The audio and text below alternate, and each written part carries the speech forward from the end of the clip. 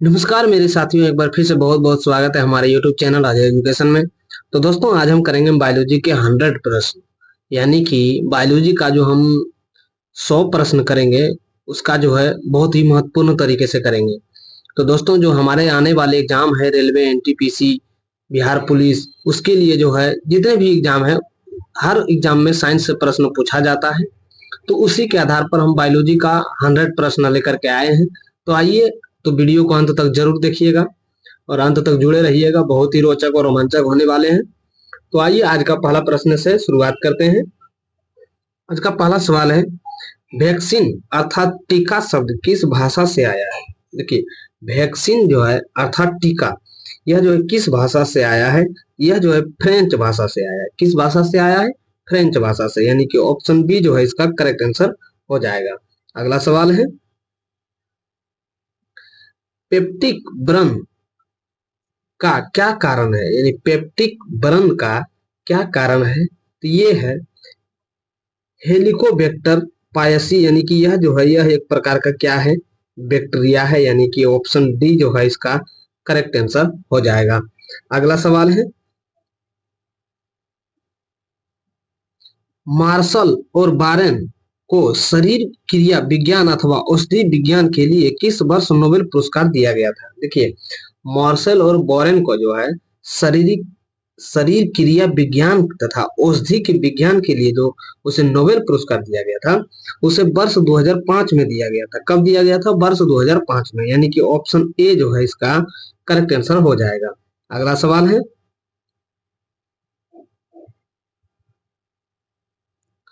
लोगों को स्वास्थ्य पर लंबे समय तक विपरीत प्रभाव क्या डालते हैं? यानी लोगों के स्वास्थ्य पर लंबे समय तक विपरीत प्रभाव क्या डालते हैं? तो ये जो डालते हैं दीर्घकालिक रोग डालते हैं। क्या डालते हैं? दीर्घकालिक रोग, यानी कि ऑप्शन बी जो है इसका करेक्ट आंसर हो जाएगा। अगला सवाल है, डिस प्लस बेस शब्द का परिभाषा क्या है? देखिए, डिस प्लस बेस जो है शब्द की जो परिभाषा है यह है बाधित आराम। क्या है? बाधित आराम, यानी कि ऑप्शन बी जो है इसका करेक्ट आंसर हो जाएगा। अगला सवाल है,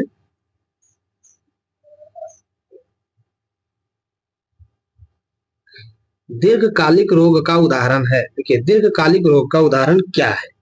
यह जो है एलिफेंटासाइटिस, सॉरी एलिफेंटाटाइसिस एवं पीली पांव रोग है। यानी कि दीर्घकालिक रोग का जो उदाहरण है यह है एलिफेंटाइसिस और पीली पांव रोग, यानी कि ऑप्शन ए जो है इसका करेक्ट आंसर हो जाएगा। अगला सवाल है, रोगों की अभिव्यक्ति की स्पष्ट सबसे स्पष्ट कारक क्या है? देखिए, रोगों की अभिव्यक्ति का सबसे स्पष्ट जो कारक है वो क्या है? ये है अवधि। क्या है? अवधि, यानी कि ऑप्शन बी जो है इसका करेक्ट आंसर हो जाएगा। अगला सवाल है, पौधे में संकरण कितने प्रकार का हो सकता है? देखिए, पौधे में जो संकरण जो है यह कितने प्रकार का हो सकता है? तो यह देखिए, अंतर्बांधिक प्रकार से हो सकता है, यानी कि विभिन्न मोनेरा में भी, विभिन्न किस्मों में भी हो सकता है, यानी कि एक ही जीन्स के केवल दो विभिन्न स्पीजो में मोनेरा में भी हो सकता है, यानी कि जो है यह सभी प्रकारों में जो है सभी प्रकार के, यानी ये तीनों प्रकार का जो है संस्करण हो सकता है, यानी कि ऑप्शन डी जो है इसका करेक्ट आंसर हो जाएगा। अगला सवाल है, एल्कोहल का उत्पादन किस सूक्ष्मजीव की सहायता से किया जाता है? यानी कि एल्कोहल का जो है उत्पादन जो है जो सूक्ष्मजीव से जो प्राप्त किया जाता है वो कौन सा है? तो ये है ईस्ट है, यानी ईस्ट से जो है एल्कोहल उत्पादन किया जा सकता है, यानी कि ऑप्शन सी जो है इसका करेक्ट आंसर हो जाएगा। अगला सवाल है, बेसिलस एंथ्रेसिस नामक जीवाणु की खोज किसने किया था? देखिए, बेसिलस एंथ्रेसिस नामक जीवाणु की जो खोज किया था यह किसने किया था? तो ये किया था रॉबर्ट कोच ने। किसने किया था? रॉबर्ट कोच ने, यानी कि ऑप्शन सी जो है इसका करेक्ट आंसर हो जाएगा। अगला सवाल है, चेचक के टीके की खोज किस वर्ष हुई थी?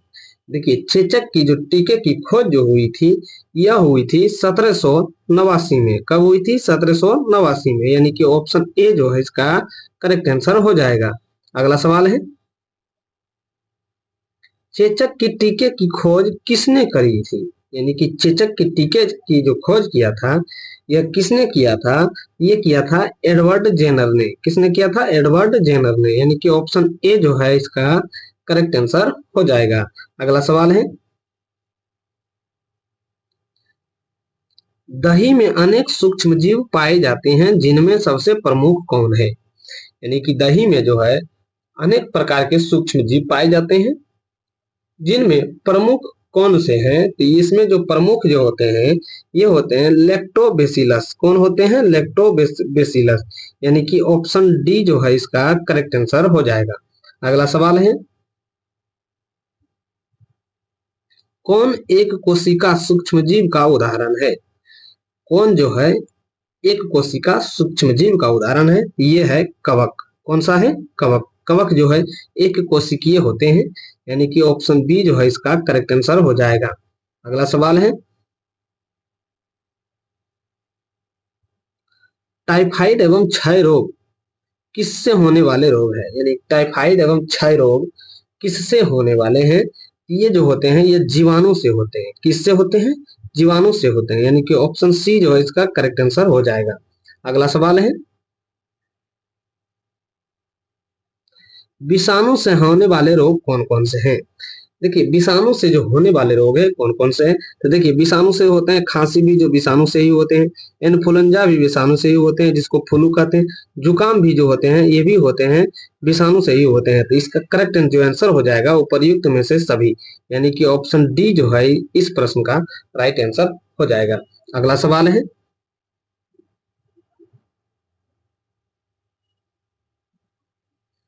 विषाणु भी सूक्ष्म होते हैं। विषाणु भी जो है सूक्ष्म होते हैं, परंतु अन्य सूक्ष्म जीवों से भिन्न होते हैं। वो कैसे? तो देखिए वे केवल परपोषी होते हैं, परपोषी पे के ही गुण पाए जाते हैं। विषाणु में जो है सिर्फ परपोषी होते हैं, यानी कि इसका जो करेक्ट आंसर जो हो जाएगा ऑप्शन ए जो है इसका करेक्ट आंसर हो जाएगा। अगला सवाल है,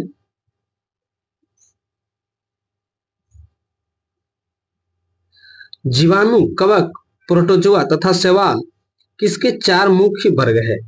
यानी कि ये जो है जीवाणु, कवक, प्रोटोजोआ और शैवाल जो है किसके जो है चार मुख्य वर्ग है? तो ये जो है सूक्ष्म जीवों का है। किसका है? सूक्ष्म जीवों का है, यानी कि ऑप्शन बी जो है इसका करेक्ट आंसर हो जाएगा। अगला सवाल है, जीवाश्म किसे कहते हैं? देखिए जीवाश्म किसे कहते हैं? तो जीवाश्म जो है जीव में परिरक्षित अवशेष को जीवाश्म कहते हैं, यानी कि ऑप्शन सी जो है इसका करेक्ट आंसर हो जाएगा। अगला सवाल है,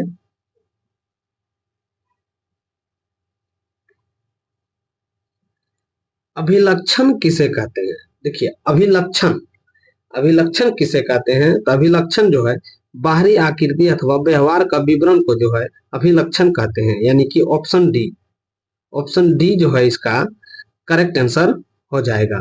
अगला सवाल है, डार्विन किस देश के निवासी थे? डार्विन जो है किस देश के निवासी थे? तो डार्विन जो थे यह इंग्लैंड के निवासी थे। कहाँ के निवासी थे? इंग्लैंड के निवासी थे, यानी कि ऑप्शन ए जो है इसका करेक्ट आंसर हो जाएगा। अगला सवाल है,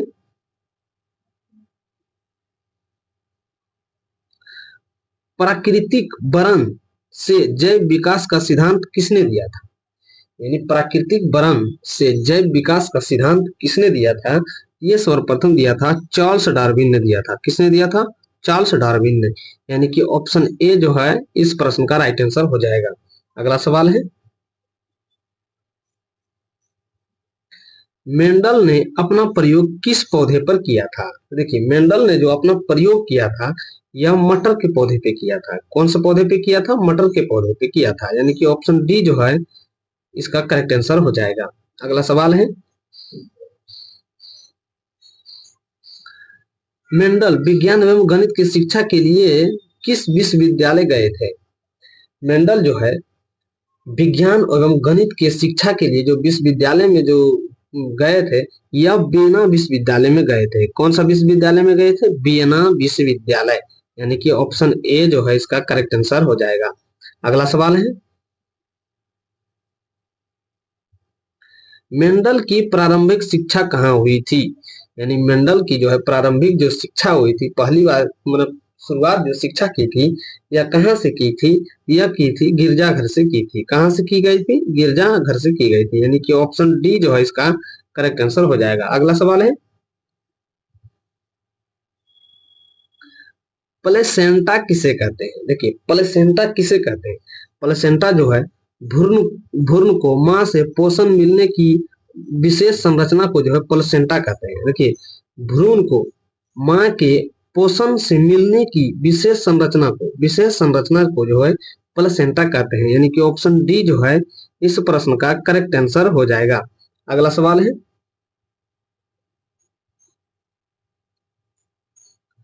निम्न में कौन सा मानव मादा जनन तंत्र का भाग नहीं है? यानी कि कौन सा जो है मानव मादा जो है जनन तंत्र का भाग नहीं है? तो ये जो है शुक्रवाहिका जो है शुक्रवाहिका, यह मादा जनन तंत्र का भाग नहीं है, यानी कि ऑप्शन ए जो है इस प्रश्न का राइट आंसर हो जाएगा। अगला सवाल है,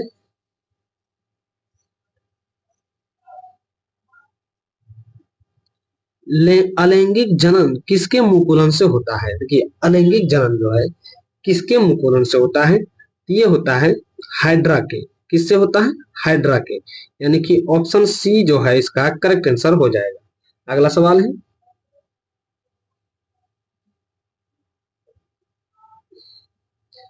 एक लिंगी पुष्प का उदाहरण है, यानी कि जो है एक लिंगी पुष्प का उदाहरण कौन है? देख लेते हैं। एक लिंगी पुष्प का जो उदाहरण है ये है पपीता और तारबूज, क्योंकि जिस पुष्प से एक बार आते हैं उसमें फल एक ही बार होता है, यानी कि ऑप्शन सी जो है इसका करेक्ट आंसर हो जाएगा। अगला सवाल है, गतिशील जनन कोशिका को क्या कहते हैं? देखिए, गतिशील जनन कोशिका को जो है क्या कहते हैं? तो इसे जो है नर युग्मक कहते हैं। क्या कहते हैं? नर युग्मक कहते हैं, यानी कि ऑप्शन बी जो है इसका करेक्ट आंसर हो जाएगा। अगला सवाल है, कैलस किसे कहते हैं? देखिए, कैलस कैलस किसे कहते हैं? तो कैलस जो कहते हैं एक कोशिकीय का विभाजित होकर अनेक छोटे समूह का बनना, इसी को जो है कैलस कहते हैं, यानी कि कोशिकीय का विभाजित होकर अनेक छोटे समूह का बनना ही कैलस कहलाते हैं, यानी कि ऑप्शन सी जो है इसका करेक्ट आंसर हो जाएगा। अगला सवाल है,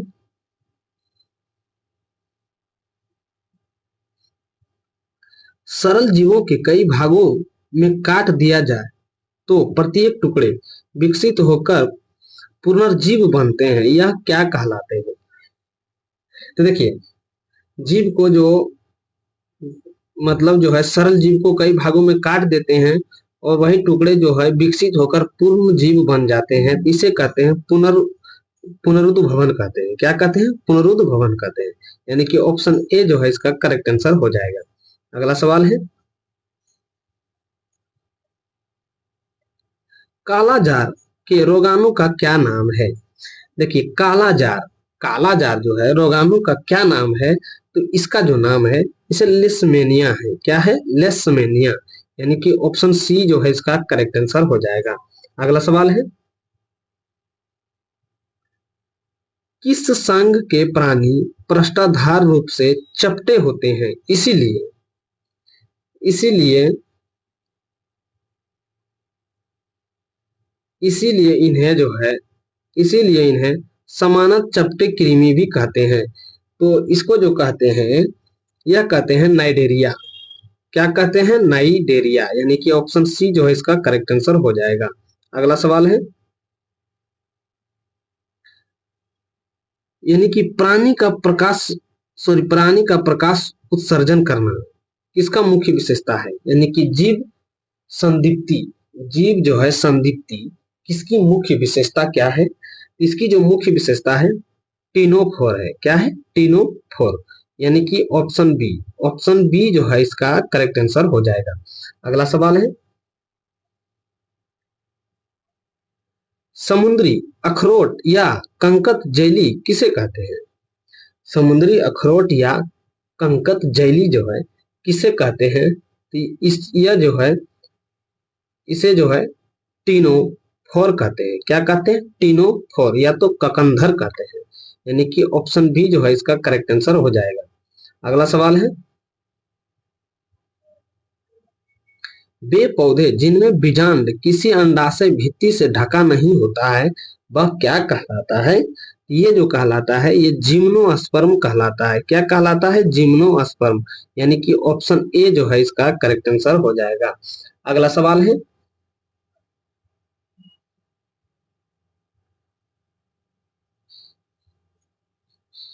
ऐसे पौधे जो मिट्टी में उगते हैं लेकिन लैंगिक जनन पानी पर निर्भर है क्या कहलाते हैं? यानी कि जो ऐसे पौधे जो है जो मिट्टी पर उगते हैं लेकिन उसके लैंगिक जनन की जो है पानी पर निर्भर होता है उसको हम लोग क्या कहते हैं? इसको जो कहते हैं यह जो कहलाते हैं यह ब्रायोफाइटा कहलाते हैं। क्या कहलाते हैं? ब्रायोफाइटा। यानी कि ऑप्शन डी जो है इस प्रश्न का राइट आंसर हो जाएगा। अगला सवाल है, शैवाल के 3 प्रमुख भागों में विभक्त किया जाता है वे कौन से हैं? यानी शैवाल को जो है 3 प्रमुख भागों में जो विभक्त किया जाता है वो कौन से हैं? वो कौन है जो 3 भागों में विभाजित करते हैं? ये है क्लोरोफाइसी, फियोफाइसी और रेडोफाइसी। यानी ये जो है शैवाल का जो है 3 प्रमुख भाग है। तो इसका करेक्ट जो आंसर हो जाएगा ऑप्शन डी। ऑप्शन डी जो है इस प्रश्न का राइट आंसर हो जाएगा, यानी कि ऑप्शन डी। अगला सवाल है, बिटेकर का सुझाए गए जगत वर्गीकरण है। यानी कि बिटेकर का सुझाए गए जगत वर्गीकरण है तो ये है 5 जगत है। कौन सा वर्गीकरण है? 5 जगत है। यानी कि ऑप्शन सी जो है इसका करेक्ट आंसर हो जाएगा। यानी कि जो है जगत को जो है कितने भागों में वर्गीकृत किया गया है? तो यह 5 जगत भागों में वर्गीकृत किया गया है। अगला सवाल है,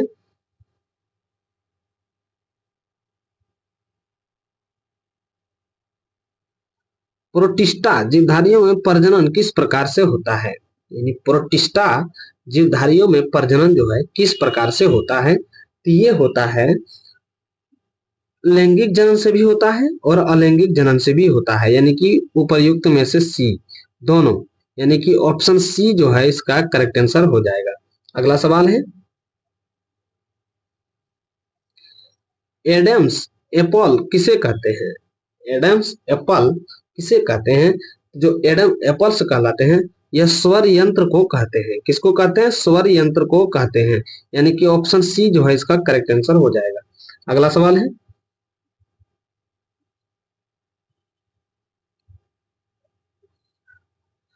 अमीबा 2 भागों में विभाजित होकर संतति उत्पन्न करता है। इस प्रकार के अलैंगिक प्रजनन को क्या कहते हैं? देखिए, अमीबा जो है 2 भागों में विभाजित होकर संतति उत्पन्न करता है तो इस प्रकार के अलैंगिक जनन को क्या कहते हैं? तो इस प्रकार के जो अलैंगिक जनन को जो कहते हैं इसे जो है 2 खंडन कहते हैं। क्या कहते हैं? 2 खंडन, या तो फिर इसे द्विखंडन भी कह सकते हैं। द्विखंडन भी कह सकते हैं। यानी कि ऑप्शन सी जो है इसका करेक्ट आंसर हो जाएगा। अगला सवाल है, वह जंतु जो अंडे देते हैं क्या कहलाते हैं? वह जंतु जो अंडे देते हैं वह क्या कहलाते हैं? ये कहलाते हैं अंडपरजक कहलाते हैं। क्या कहलाते हैं? अंडपरजक। यानी कि ऑप्शन बी जो है इसका करेक्ट आंसर हो जाएगा। अगला सवाल है, बाहरी निषेचन किसमें होता है? देखिए, बाहरी निषेचन जो है किसमें होता है? तो बाहरी निषेचन जो होता है यह मछलियों में होता है। किसमें होता है? मछली में होता है। यानी कि ऑप्शन ए जो है इसका करेक्ट आंसर हो जाएगा। अगला सवाल है, वह निषेचन जो मादा शरीर के अंदर होता है वह क्या कहलाता है? देखिए, बाहर जो होते हैं वो मछली में हो गए थे, लेकिन वह निषेचन जो मादा शरीर के अंदर होता है, निषेचन जो है मादा शरीर के अंदर होता है वह क्या कहलाता है? तो ये कहलाता है आंतरिक निषेचन कहलाता है। क्या कहलाता है? आंतरिक निषेचन कहलाता है, यानी कि ऑप्शन ए जो है इसका करेक्ट आंसर हो जाएगा। अगला सवाल है, शुक्राणु और अंडाणु का संलयन क्या कहलाता है? देखिए, शुक्राणु और अंडाणु का जो है संलयन क्या कहलाता है? ये कहलाता है निषेचन कहलाता है। क्या कहलाता है? निषेचन कहलाता है, यानी कि ऑप्शन बी जो है इसका राइट आंसर हो जाएगा। अगला सवाल है, अंडाशय मादा युग्म उत्पन्न करते हैं जिसे कहते हैं, यानी कि अंडाशय जो है मादा युग्म उत्पन्न करते हैं। अंडाशय अंडाशय जो है मादा युग्म उत्पन्न करते हैं, जिसे हम लोग क्या कहते हैं? इसको जो कहते हैं यह हम लोग अंडाणु कहते हैं। क्या कहते हैं? अंडाणु कहते हैं, यानी कि ऑप्शन डी जो है इसका राइट आंसर हो जाएगा। अगला सवाल है, वृषण नर युग्मक उत्पन्न करते हैं, यानी कि वृषण जो है नर युग्मक उत्पन्न करते हैं, जिन्हें क्या कहलाते हैं? तो जिन्हें जो कहलाते हैं यह जो है शुक्राणु कहलाते हैं। क्या कहलाते हैं? शुक्राणु कहलाते हैं। यानी मादा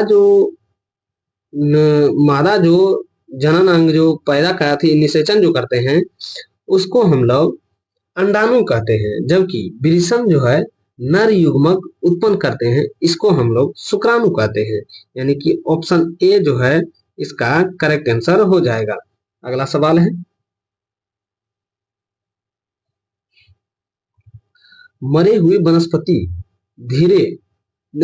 मरे हुए वनस्पति धीमे प्रक्रम से कोयला में परिवर्तन होना क्या कहलाता है? तो इसको जो कहलाता है यह कार्बनीकरण कहलाता है। क्या कहलाता है? कार्बनीकरण कहलाता है, यानी कि ऑप्शन ए जो है इसका राइट आंसर हो जाएगा। अगला सवाल है,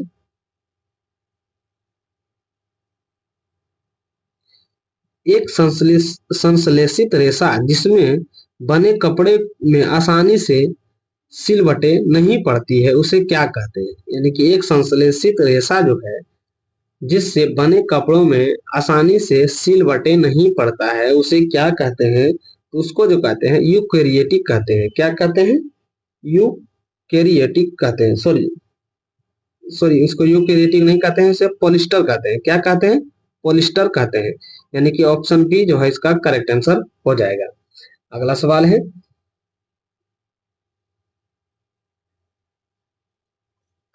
वे पदार्थ जो प्राकृतिक प्रक्रिया जैसे जीवाणु की क्रिया से अपघटित हो जाता है उसे क्या कहलाता है? यानी कि पदार्थ जो प्राकृतिक प्रक्रिया जैसे जीवाणु की क्रिया से अपघटित हो जाते हैं वह क्या कहलाते हैं? ये जो कहलाते हैं इसे जैव निम्नीकरण कहलाते हैं। क्या कहलाते हैं? जैव निम्नीकरण, यानी कि ऑप्शन ए जो है इसका करेक्ट आंसर हो जाएगा। अगला सवाल है, भिंडी की पीत पादप रोग का संरक्षण किसमें होता है? यानी भिंडी की पीत जो है पादप रोग का संचरण किसमें होता है? ये होता है कीट में होता है। किसमें होता है? कीट में होता है, यानी कि ऑप्शन सी जो है इसका करेक्ट आंसर हो जाएगा। अगला सवाल है, गेहूं की रस्ट पादप रोग की संचरण का तरीका क्या है? गेहूं की रस्ट पादप रोग की संचरण का तरीका क्या है? ये है वायु एवं बीज से। किससे है? वायु एवं बीज से, यानी कि ऑप्शन बी जो है इसका करेक्ट आंसर हो जाएगा। अगला सवाल है, गेहूं की रस्ट पादप रोग किस सूक्ष्म जीव से होता है? यानी गेहूं की रस्ट पादप रोग किस सूक्ष्म जीव से होता है? तो ये जो होता है ये होता है कवक से। किससे होता है? ये होता है कवक से, यानी कि ऑप्शन बी जो है इसका करेक्ट आंसर हो जाएगा। अगला सवाल है,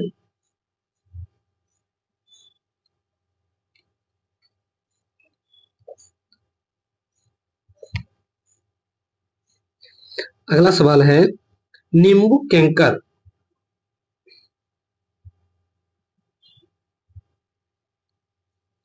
अगला सवाल है, नींबू कैंकर पादप रोग किस सूक्ष्म जीव से होता है? यानी कि नींबू कैंकर जो है पादप रोग किस सूक्ष्म जीव से होता है? तो ये होता है जीवाणु से। किससे होता है? जीवाणु से, यानी कि ऑप्शन ए जो है इसका राइट आंसर हो जाएगा।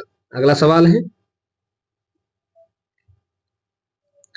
ब्रेड अथवा इडली फूल जाती है। ब्रेड अथवा इडली फूल जाती है, इसका क्या कारण है? तो इसका जो कारण है, ईस्ट कोशिकाओं में वृद्धि होता है, जिसके कारण यह फूल जाता है। यानी कि ऑप्शन ए जो है इसका करेक्ट आंसर हो जाएगा। अगला सवाल है, ईस्ट का उपयोग किसके उत्पादन में होता है? यानी कि ईस्ट का उपयोग जो है किसके उत्पादन में होता है? ये होता है एल्कोहल। ये जो होता है एल्कोहल के उत्पादन में होता है। यानी कि ऑप्शन बी जो है इसका करेक्ट आंसर हो जाएगा। अगला सवाल है, एबीज वर्ग के प्राणियों में श्वसन कैसे होता है? यानी कि जो है एबीज वर्ग के प्राणियों में जो श्वसन होता है वो कैसे होता है? ये होता है फुसफुस के जरिए होता है। किसके जरिए होता है? फुसफुस के जरिए होता है। यानी कि ऑप्शन ए जो है इसका राइट आंसर हो जाएगा। अगला सवाल है,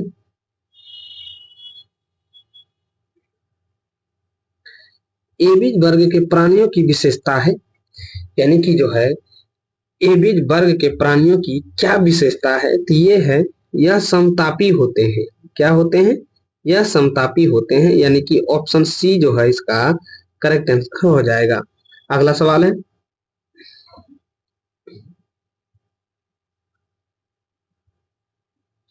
एबीज वर्ग के प्राणियों की पूंछ में कौन सी ग्रंथि पाई जाती है? देखिए, एबीज वर्ग के प्राणियों में जो है, जो पूंछ में जो ग्रंथि पाई जाती है, ये पाई जाती है तेल ग्रंथि पाई जाती है। कौन सी ग्रंथि पाई जाती है? तेल ग्रंथि। यानी कि ऑप्शन ए जो है इसका राइट आंसर हो जाएगा।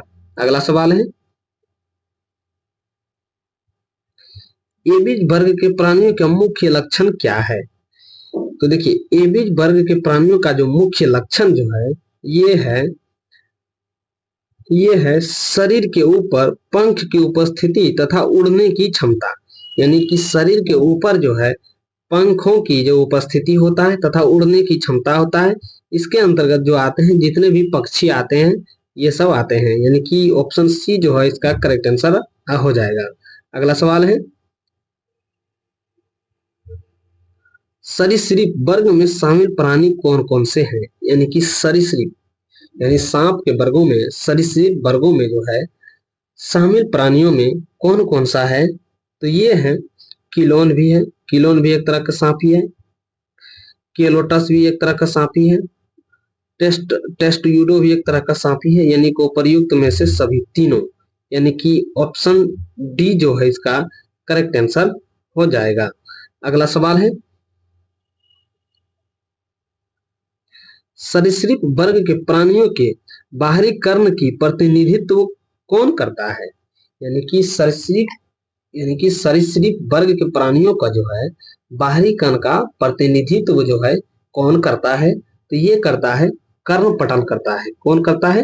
कर्णपटल। यानी कि ऑप्शन सी जो है इस प्रश्न का राइट आंसर हो जाएगा। अगला सवाल है,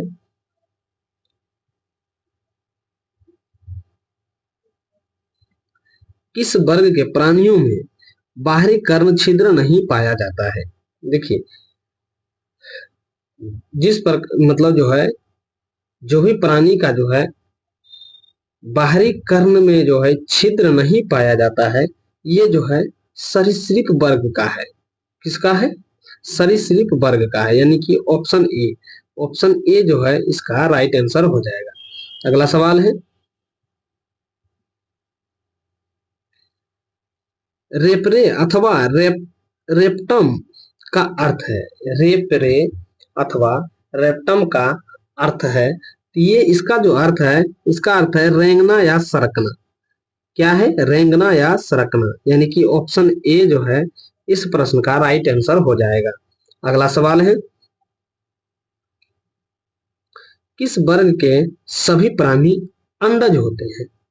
यानी कि किस वर्ग के सभी प्राणी जो होते हैं वो अंडज होते हैं, यानी कि अंडा देते हैं। तो ये होते हैं सरीसृप। ये कौन सा होते हैं? ये होते हैं सरीसृप वर्ग के होते हैं। यानी कि सरीसृप वर्ग के जितने भी प्राणी होते हैं ये अंडा देते हैं। यानी कि ऑप्शन डी जो है इसका करेक्ट आंसर हो जाएगा। अगला सवाल है, घड़ियाल के दिल में कितने प्रकोष्ठ होते हैं? देखिए, घड़ियाल के जो दिल में होते हैं इसमें जो है 4 प्रकोष्ठ होते हैं। कितने प्रकोष्ठ होते हैं? 4 प्रकोष्ठ होते हैं, यानी कि ऑप्शन ए जो है इसका करेक्ट आंसर हो जाएगा। अगला सवाल है, सरीसृप वर्ग के प्राणियों का दिल कितने प्रकोष्ठ का होता है? यानी कि सरीसृप वर्ग के प्राणियों का जो है कितने प्रकोष्ठ होते हैं? तो इसमें जो है 3 प्रकोष्ठ होते हैं। कितने होते हैं? 3 होते हैं, यानी कि ऑप्शन बी जो है इसका करेक्ट आंसर हो जाएगा। अगला सवाल है,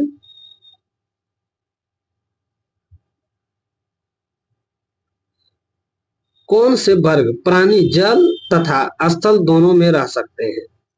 देखिए, कौन सा वर्ग का माने कौन से वर्ग के प्राणी जो है स्थल पर भी रह सकते हैं, जल पर भी रह सकते हैं? तो ये रह सकते हैं एम्फीबिया को। कौन रह सकते हैं? एम्फीबिया को, यानी कि ऑप्शन सी। ऑप्शन सी जो है इस प्रश्न का राइट आंसर हो जाएगा। अगला सवाल है,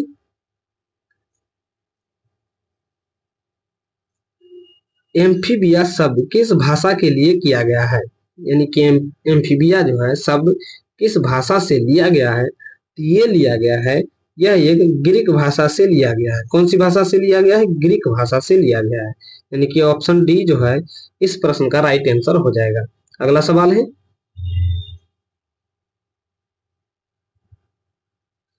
रेपिटाइल शब्द किस भाषा से बना है? यानी रेपिटाइल शब्द जो है किस भाषा से बना है? ये बना है लेटिन भाषा से। कौन सी भाषा से बनी है? लेटिन भाषा से बनी है, यानी कि ऑप्शन डी जो है इसका करेक्ट आंसर हो जाएगा। अगला सवाल है, उपसंघ यूकोकार्डेटा तथा सेफेलोकार्डेटा को सामान्य तौर से क्या कहा जाता है? तो इसको जो कहा जाता है इसे जो है प्रोटोकार्डेटा कहा जाता है। क्या कहा जाता है? प्रोटोकार्डेटा कहा जाता है, यानी कि ऑप्शन सी। ऑप्शन सी जो है इसका राइट आंसर हो जाएगा। अगला सवाल है, संघ कार्डेटा 3 उपसंघों में विभाजित किया गया है, जो कौन कौन से हैं? तो ये जो है कौन कौन से हैं? ये जो है वर्टिब्रेटा भी है, और देख लेते हैं, वर्टिब्रेटा भी है, उसके बाद जो है यूकोकार्डेटा भी है, या टाइनी के कटा भी है, इसे सेफलोकार्डेटा भी कहा जाता है, यानी कि उपरयुक्त में से सभी। यानी कि ऑप्शन डी जो है इसका इस प्रश्न का राइट आंसर हो जाएगा। अगला सवाल है,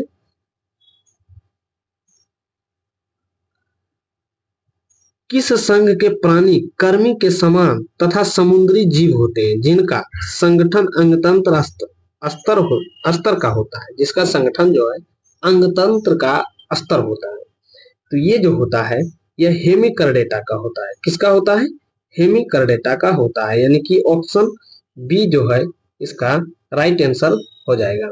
अगला सवाल है,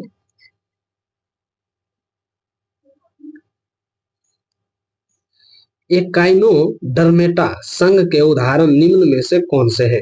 यानी कि जो है एकाइनोडर्मेटा एकाइनोडर्मेटा का जो उदाहरण है इनमें से कौन सा है? तो ये जो है ये है सभी हो जाएगा।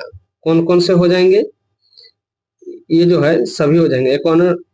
एकाइनोडर्मेटा का जो उदाहरण होगा ओफी ओफियारो हो जाएगा, कुकमेरिया भी हो जाएगा, एस्टीरियस एस्टी जो है एस्टेरियस भी हो जाएगा, यानी कि तीनों हो जाएगा। यानी कि तीनों जो है इसका करेक्ट आंसर हो जाएगा, यानी कि उपर्युक्त में से सभी। उपर्युक्त में से जो सभी जो है इसका राइट आंसर हो जाएगा। अगला सवाल है, जल संवहन तंत्र किस प्राणी के संघ की विशेषता है, जो चलने तथा भोजन पकड़ने में है? यानी कि जल संवहन तंत्र जो है किस प्राणी संघ का विशिष्टता है, जो चलने तथा भोजन पकड़ने में सक्षम है? तो ये है एकाइनोडर्मेटा। क्या है? एकाइनोडर्मेटा, यानी कि ऑप्शन ए जो है इसका करेक्ट आंसर हो जाएगा। अगला सवाल है,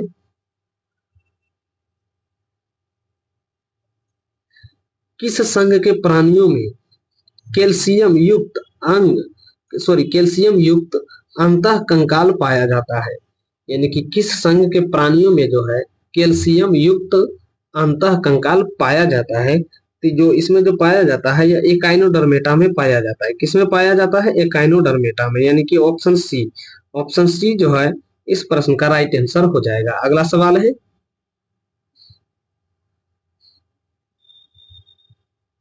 मोलस्का संघ मोलस्का के प्राणियों के प्राणियों के मुख में भोजन के लिए रेती के समान पिसने का अंग होता है, इसे क्या कहते हैं? तो जो इसे जो कहते हैं, इसे रेती जीहा कहते हैं, यानी कि रेडुला कहते हैं। यानी कि ऑप्शन बी जो है इस प्रश्न का राइट आंसर हो जाएगा। अगला सवाल है, किस संघ के प्राणियों का शरीर कोमल परंतु कठोर कैल्शियम कवच से ढका होता है?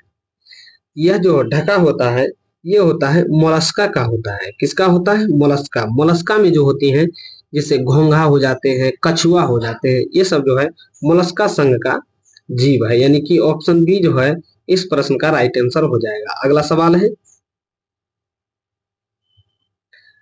प्राणी जगत का दूसरा सबसे बड़ा प्राणी संघ कौन सा है? देखिए, प्राणी जगत का जो दूसरा सबसे बड़ा प्राणी संघ का जो जगत है ये है मोलस्का है। कौन सा है? मोलस्का। यानी कि ऑप्शन बी। ऑप्शन बी जो है इसका करेक्ट आंसर हो जाएगा। अगला सवाल है,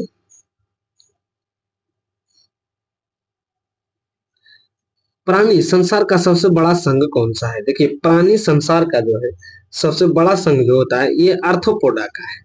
कौन सा है? आर्थ्रोपोडा का है। यानी कि ऑप्शन सी जो है इस प्रश्न का राइट आंसर हो जाएगा। अगला सवाल है, मक्का तथा गन्ने मक्का तथा गन्ने के तने में सहारा देने वाली मूल तने की निचली गांठों से निकलती है, इन्हें क्या कहते हैं? देखिए, तना का मान लेते हैं ये टहनी है और ये जड़ होते हैं। इसको जो है और मजबूती के लिए इधर से भी जड़ निकल जाते हैं, जो तना से भी जड़ निकल निकल के भूमि पे आ जाते हैं। यही पूछ रहा है तो इसको क्या कहते हैं? तो ये जो जड़ होती है, ये जड़, इसको जो है अपस्तंभ मूल कहते हैं। क्या कहते हैं? अपस्तंभ मूल कहते हैं। यानी कि ऑप्शन बी जो है इसका करेक्ट आंसर हो जाएगा। अगला सवाल है,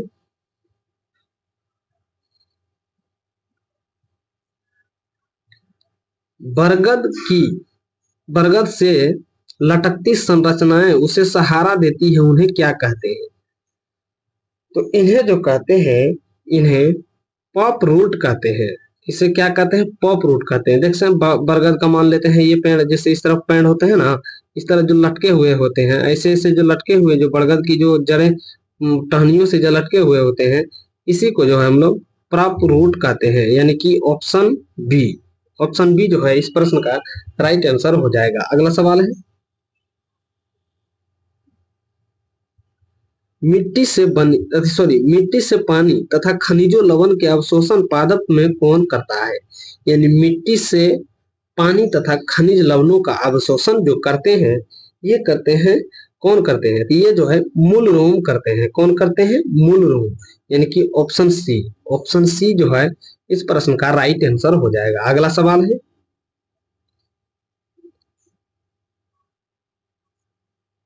मिट्टी से पानी तथा खनिज लवण का अवशोषण करना, पादप को मिट्टी में जकड़ कर रखना, खाद्य पदार्थ का संचय करना किसका मुख्य कार्य है? ये जो इसका जो मुख्य कार्य है यह मूल तंत्र का, यह क्या है? मूल तंत्र का कार्य है।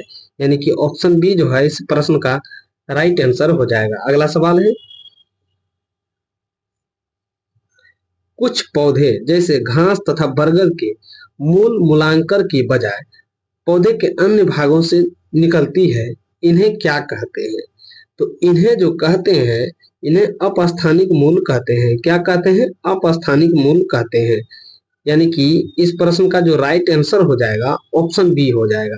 अगला सवाल है, झकड़ा मूल तंत्र का उदाहरण है। देखिए, झकड़ा जो है मूल तंत्र का जो उदाहरण है यह है गेहूं का पौधा का। क्या किसका है? गेहूं का पौधा का। यानी कि ऑप्शन ए जो है इस प्रश्न का राइट आंसर हो जाएगा। अगला सवाल है, मूसला मूल तंत्र का उदाहरण है। यानी मूसला जो है किस मूल तंत्र का उदाहरण है? यह जो है सरसों का पौधा का मूल उदाहरण है। यानी कि ऑप्शन बी जो है इस प्रश्न का राइट आंसर हो जाएगा। अगला सवाल है, मुसला मूल तंत्र किनसे मिलकर बनती है? देखिए, मुसला मूल तंत्र जो है यह प्राथमिक मूल तथा इसकी शाखाएं से मिलकर बनती है, यानी कि प्राथमिक मूल तथा इसकी शाखाएं से मिलकर बनती है, यानी कि ऑप्शन बी जो है इस प्रश्न का राइट आंसर हो जाएगा। अगला सवाल है, सेफलोकार्डेटा में पृष्ठ रज्जु कहाँ तक फैली रहती है जो जीवन के अंत तक बनी रहती है? ये जो फैली रहती है और जीवन के अंत तक बनी जो रहती है, ये होती है सिर के पूंछ तक होती है। क्या होती है? सिर के पूंछ तक होती है, यानी कि ऑप्शन सी जो है इसका राइट आंसर हो जाएगा। अगला सवाल है, यूरोकार्डेटा में पृष्ठ रज्जु कहाँ पाई जाती है? यानी कि यूरोकार्डेटा में जो है पृष्ठ जो रज्जु पाए जाते हैं, ये पाए जाते हैं लार्वा की पूंछ में पाए जाते हैं। कहाँ पाए जाते हैं? लार्वा की पूंछ में पाए जाते हैं, यानी कि ऑप्शन ए जो है इस प्रश्न का राइट आंसर हो जाएगा। अगला सवाल है,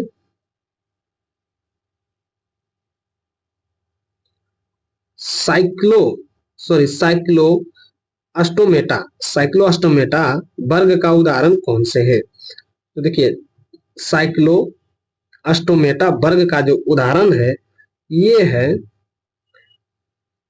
ये है पेट्रोमाइजोन पेट्रोमाइजोन तथा मिक्सिन, यानी कि इसे जो है लेम्प्रे भी कहते हैं, ऐसे हैग फिश भी कहते हैं, यानी कि ऑप्शन बी जो है इसका यानी इस प्रश्न का राइट आंसर हो जाएगा। अगला सवाल है, वे वृक्ष प्रजाति जिसमें जो है सॉरी वे वृक्ष प्रजाति जिनसे मूलांकर की बजाय पौधे के अन्य भागों से निकलती है, यानी मूलांकर की बजाय जो है पौधे के अन्य भागों से निकलती है, उन्हें क्या कहते हैं? उन्हें जो कहा जाता है उन्हें अपस्थानिक मूल कहा जाता है। क्या कहा जाता है? अपस्थानिक मूल कहा जाता है, यानी कि ऑप्शन ए जो है इस प्रश्न का राइट आंसर हो जाएगा। अगला सवाल है,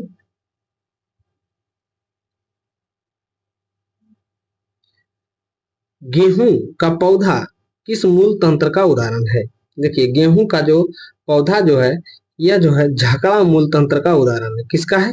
झकड़ा मूल तंत्र का उदाहरण है, यानी कि ऑप्शन ए जो है इस प्रश्न का राइट आंसर हो जाएगा। अगला सवाल है, सरसों का पौधा किस मूल तंत्र का उदाहरण है? देखिए, सरसों का जो पौधा जो है यह मुसला मूल तंत्र का उदाहरण है। किसका है? मुसला मूल तंत्र का उदाहरण है, यानी कि ऑप्शन बी जो है इस प्रश्न का राइट आंसर हो जाएगा। अगला सवाल है, नेशनल एकेडमिक ऑफ साइंसेज सम्मान पाने वाली कैथेराइन एसाब कौन सी महिला थी? ये जो महिलाएं थी ये जो थी ये थी छठी महिला थी।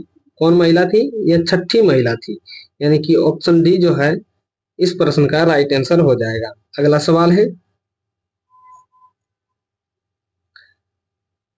कैथेराइन एसाब का 1954 में कौन सा लेख प्रकाशित हुआ था?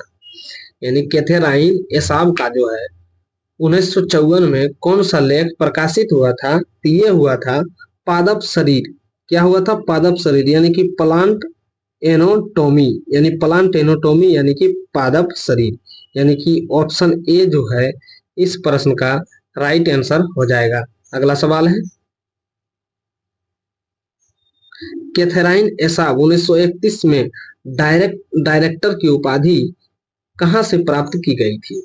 यानी कि कैथेराइन एसाब ने 1931 में डायरेक्टर की उपाधि कहां से प्राप्त की मिली, यानी कहां से इसको प्राप्ति हुई थी? ये हुई थी संयुक्त राज्य अमेरिका से, यानी यूएसए, यानी कि जो है संयुक्त राज्य अमेरिका से, यानी कि ऑप्शन ए जो है इस प्रश्न का राइट आंसर हो जाएगा। अगला सवाल है, यानी कि आज का लास्ट सवाल है, कैथेराइन एसाब का जन्म कहाँ हुआ था? कैथेराइन एसाब का जो है जन्म कहाँ हुआ था? यह इसका जो जन्म हुआ था यह यूक्रेन में हुआ था। कहाँ हुआ था? यूक्रेन में, यानी कि ऑप्शन ए जो है इस प्रश्न का राइट आंसर हो जाएगा। तो दोस्तों हम किए थे बायोलॉजी का यानी कि साइंस का 100% का डिस्कशन किए हैं, जो बहुत ही महत्वपूर्ण हुआ है। तो मुझे उम्मीद है कि आप लोग इसको जरूर देखे होंगे और वीडियो अंत तक जरूर देखिएगा, क्योंकि आने वाले एग्जाम में जितने भी एग्जाम होंगे उसमें साइंस का वेटेज रहता है। और मुझे उम्मीद है कि आप इस वीडियो को देख लीजिएगा तो आपको साइंस की किसी भी प्रश्न में दिक्कत नहीं होगा। तो फिर मिलते हैं नेक्स्ट वीडियो में, तब तक के लिए धन्यवाद।